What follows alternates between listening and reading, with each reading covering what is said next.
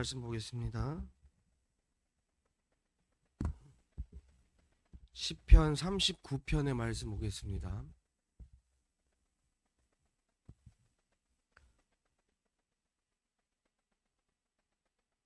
(39편) 7절 말씀만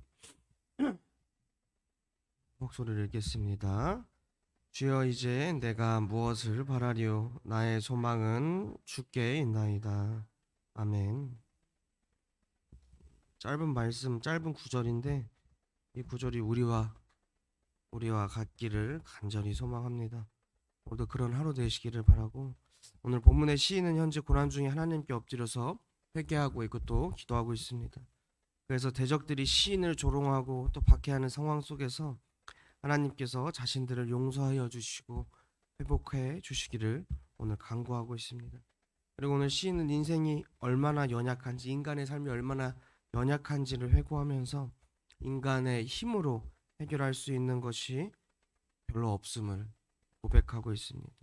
많은 적들이 공격하고 괴롭혀도 인생이 보잘것없기에 구원의 능력이 없고 오직 하나님만이 구원하실 수 있음은 오늘 노래하고 있습니다. 그래서 우리 인간들에게 있어 구원자라 함은 오직 여호와 한 분밖에 없다는 것 우리가 기억하시고 나아가기를 바랍니다. 우리가 많은 것들을 우리의 힘으로, 인간의 능력으로 해결하려고 하지만 결국은 우리가 해야 될 거는 뭐예요? 하나님 앞에서 겸손하게 엎드리는 것밖에 없다는 것. 나중에 이제 돌이켜서 우리가 생각을 해볼 때 보면, 내가 이때 이 큰 은혜를 주셨던 것은 내가 이때는 그래도 하나님께 착 엎드리고 있었구나 하는 그런 반증이기도 합니다. 그래서 오늘 시인 다윗이 4절에서 자기의 연약함을 알게 하여 주시기를 기도하고 있습니다.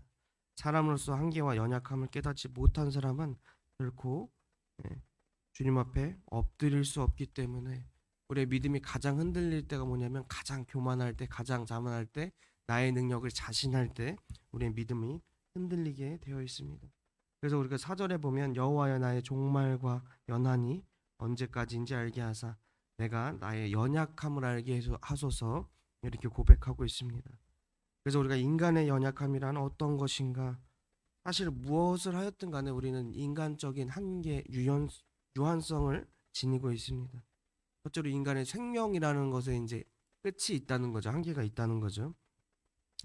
그래서 오늘 인생의 사는 날이 길지 못함을 가리키고 있는데, 사람이 보기에는 손 넓이 같고 하나님 보시기에는 없는 것 같다고 하는 것은 손가락의 합인, 그것이 늘 우리 주변에서 사용하며 우리 눈앞에서 항상 보는 작은 측정 단위임을 나타내고 있습니다. 그래서 5절에 보시면 한 뼘의 길이만큼 되게 하시며, 우리가 주로 이렇게 손으로 한 뼘을 많이 얘기를 하는데 그만큼 그런 단위를 표현해서 이야기를 합니다. 그러나 그 시간은 주의 앞에서는 없는 것 같사오니라고 5절에 말하는 것처럼, 모든 시간이 하나님의 영원 앞에서 보잘것이 없는 것이다. 하물며 우리 인생의 시간이야 말해서 무엇을 하겠는가 오늘 말하고 있습니다. 결국 이 사실이 알고 사는 자는 지혜로운 사람이고, 그런 사람은 복된 삶을 살아갈 수가 있게 됩니다. 사실 그런데 우리가 다 우리 삶에서 보면 때를 알 때 문제가 생겨요. 때를 알 때 걱정도 생겨요. 우리가 젊은 청년들이 시험을 봐요. 시험을 보면은 시험 보기 전에 그렇게 많은 걱정을 하죠. 우황청심원도 먹고 옷도 하고. 그리고 시험 결과가 나오기 전에 어떻게 해요? 떨리는 마음으로 며칠 밤을 잠을 자지 못하고 시험의 결과를 기다립니다. 우리 인생들도 마찬가지예요. 어떤 것이 있으면 때를 알게 되면 그 때를 기다리다가 우리가 더 긴장하게 되고 걱정을 하게 됩니다. 그러나 우리의 인생은 어쩔 수 없이 그렇게밖에 될 수 없는 인생이고, 주님께서는 우리에게 영원을, 그리고 영생을 허락하셨습니다. 우리가 생각할 때는 우리가 사는 이 지금의 인생이 길어지는 것, 그것이 영원한 생명이다라고 생각할 수 있지만, 실질적으로 영생이라 함은 우리가 생각하지 못하는 하나님과 함께하는 시간들을 이야기를 합니다. 그래서 인간의 인생이 지속되는 것이 영생이 아니라 하나님과 함께 또 새로운 삶을 살아가는 것이 영원한 생명이다. 그리고 우리가 영원한 생명이다 그래서 영생을 이야기를 하는데, 영원하다라는 것은 우리가 생각하는 그 시간의 영원을 이야기를 하는 게 아니에요. 시간이 영원하다, 인간이 생각할 수 있는 그런 시간이 아니라 주님과 함께 할 수 있는 그런 시간입니다. 그래서 우리가 주님 앞에서는 어쩔 수 없이 엎드릴 수밖에 없는 상황에 처해져 있습니다. 또 우리 오전에서 보면 인간의 인생은 예, 언제든지 죽을 수밖에 없는 연약한 자다 이렇게 이야기를 합니다.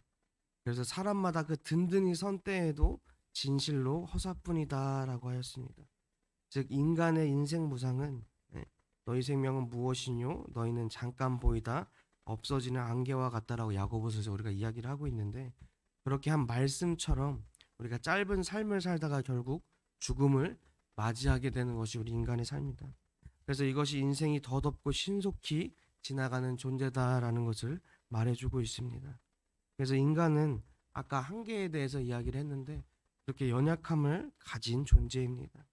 진실로 허사라는 말은 입김처럼 인간의 모든 노력은 헛된 것밖에 아무것도 없음을 암시하고 있습니다.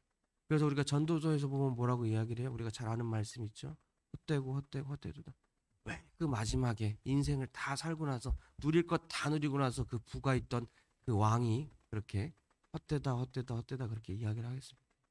우리가 무엇을 바라보고 살아가는지 모르겠지만 세상을 바라보고 살아가면 우리의 인생은 결국 헛되고 헛되고 헛되다라는 그런 대답밖에 할 수가 없게 됩니다. 그래서 우리가 무엇을 바라봐야 돼요? 하나님의 구원을, 하나님의 은혜를 우리가 바라봐야 합니다. 그런데 누구 살아온 인생의 삶이 있습니다. 누구나 살아온 인생의 삶이 있는데 자신의 삶에 대한 자기 나름대로의 어떤 철학이라든지 소신이라든지 가치관이라든지 그런 것이 있다는 것이죠. 삶의 원칙이나 태도와 견해가 각자 살아온 인생에 따라 형성이 되어 있어요. 우리가 믿음으로 예를 들어 믿음을 보면 내 믿음은 이렇다라는 것을 각자 내가 가지고 있잖아요. 내 믿음은 좋다. 내 믿음은 부족하다. 내 믿음은 주님께로 올바르게 나아가고 있다.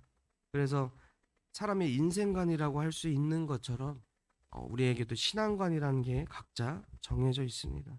오늘 다윗처럼 주님 앞에 이 신앙관으로 엎드리기 위해서는 올바른 신앙적인 인생을 살아가야 합니다. 그래서 우리가 오늘 7절에서 보시면 뭐라고 하냐면 내가 무엇을 바라리요 이렇게 이야기를 합니다.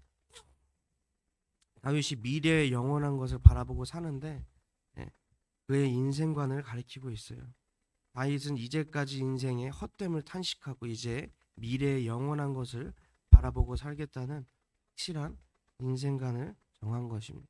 세상에 있을 때 어떤 목표를 가지고 이제 살아가는 것이 아니라 이제 확실한 인생관, 미래를 보고 하나님을 바라보고 주님을 바라보고 그렇게 소망하며 살아가겠다는 인생관을 정한 거예요. 우리는 어떤 인생관을 가지고 있는지 모르겠습니다. 신자는 인생이 헛된 줄 알고 하나님께로 가까이 나아가 미래의 영원한 것을 우리가 바라보고 살아야 한다는 것이죠. 그러니까 우리 노건삼들하고도 이야기를 하다가 보면은 하나님이 빨리 불러가셔야 되는데 이렇게 이야기를 해요. 그런 말을 하지 말라고 해도 왜 그렇게 하시는지 모르겠는데 아마 그 영생을 바라보며 소망하며 살아가기 때문에 그 말도 할 수 있지 않을까라는 생각이 들어요. 우리가 죽어야 되는데가 아니라 하나님 나라에 빨리 가야 되는데 그런 마음을 가진 것 자체도 그와 같지 않을까. 그래서 사실 보이는 육신은 잠깐이요 보이지 않는 영혼은 영원한 것이다 이렇게 이야기를 합니다. 세상에 보이는 것, 나라와 권세와 영광이 있는 반면 보이지 않는 하나님 나라에는 귀한 영광이 존재합니다. 우리가 보이는 세상에서 우리가 원하는 것들은 잠깐 있다가 가지만 하나님 나라에서는 영원하다라는 것이죠. 그래서 우리가 바라봐야 할 것은 그림자같이 다니는 그런 인생들의 어떤 것들을 바라보는 것이 아니라 보이지 않는 영혼을 바라보고 그 안에서 우리가 신앙관을 또 신앙적인 인생관을 우리가 확립을 해야 합니다. 그래서 다윗이 오늘 뭐라고 7절에서 이야기를 하냐면 나의 소망이 주께 있다 그랬어요. 나의 모든 것이 주께 있다. 이 말씀은 다윗이 두 번째 인생관 이제 하나님의 모든 것을 바라보며 살아가는 것과 함께 하나님께 소망을 둔 인생관을 이야기를 합니다. 인생이란 하나님께 소망을 두어야 참된 인생을 살아갈 수가 있다는 거예요. 그래서 이 소망이 없을 때 그 인생은 세상적인 쾌락에 빠져서 향락주의, 또 소극주의, 염세주의에 빠질 수밖에 없다는 거죠. 그래서 이 세상의 것은 아무리 좋은 것이라도 가지면 가질수록 만족을 주지 못합니다. 과거보다 지금의 삶이 조금 나으시죠? 여태까지 이제 일하고 축적하고 어떤 뭐 재산적인 것들이 있기 때문에. 근데 만족하고 있습니까? 그 재산에? 더 바라는 게 생기죠. 인간이 그렇습니다. 그래서 내가 예전보다 더 많이 가지고 있어도 꼭 그게 생겨요. 차라리 없을 때는 괜찮았는데 조금 있다 보니까 더 생기는 것 같아요. 저도 돈을 처음으로 벌었을 때, 돈을 벌기 전에 돈을 신경을 안 쓰고 살았는데, 주는 대로 살았는데, 그리고 저도 이제 맨 처음에 교육전서를 시작할 때는 한 60만 원 정도를 받았던 거예요. 토요일하고 주일 이제 교회 학교를 나가니까. 그때도 그렇게 뭐 이렇게 뭐 생각 없이 살았는데 어느 날부터 달달이 받는 돈이 있고 그거 갖다가 살아가다 보니까 돈에 대한 어떤 욕심이 때로는 생기기도 하고 돈에 대한 어떤 생각들이 더 생기기도 하고 그랬던 것 같아요. 그래서 인간의 것을 가지면 가질수록 어떻게 보면 욕심이 더 생기고 더 채우지 못하는 어떤 그런 욕심에 대해 갇혀서 살아가는 것이 인간의 모습이 아닐까 생각이 됩니다. 그래서 우리가 하늘에 보화가 있다고 얘기한 것처럼 이 세상의 것에, 땅의 것에 이렇게 관심을 두는 것이 아니라 아무리 좋은 것이라도 가지면 가질수록 만족을 주지 못하기 때문에 하나님께 소망을 두는 자는 그 시간에 죽어도 만족하게 생각하게 됩니다. 우리의 인생관은 어떤가 오늘 돌아볼 수 있기를 원합니다. 또 그 인생관으로 살아가기 위해서 어떤 우리가 자세를 가지고 있는가. 결국 우리의 삶에 항상 찾아오는 어려움, 우리 인생에 찾아오는 고난은 어떤 자세를 우리가 취해 가는가에 따라서 바뀌어지게 되어 있어요. 주의 백성들이 오직 하나님만 바라고 하나님께 기도할 것을 오늘 시인을 권면하고 있습니다. 그래서 우리가 모든 것들을 극복할 수 있는 방법, 또 때로는 모든 것들을 승리할 수 있는 방법은 하나님께 달려 있다라는 것이죠.